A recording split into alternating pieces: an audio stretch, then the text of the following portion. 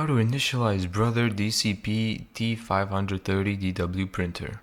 First, load paper and connect power. Load A4 paper into the paper tray. Connect the power cable. Press the power button to turn on the printer. Step 2. Fill the ink tanks. Open the ink tank cover. Fill each tank with a matching color ink bottle. Fill black, cyan, magenta, and yellow tanks. Close the ink tank cover when finished. Run the initial ink charging process.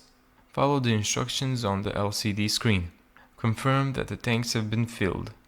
The printer will begin preparing ink and wait until the process finishes.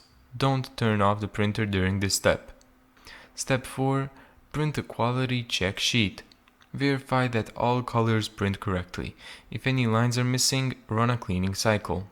Step 5. Connect to Wi-Fi and install software. Download and install the Brother drivers on your computer. Complete the setup wizard. Print a test page to confirm everything works. Your Brother DCP is now ready to print, scan, and copy wirelessly. Thank you so much for watching this video.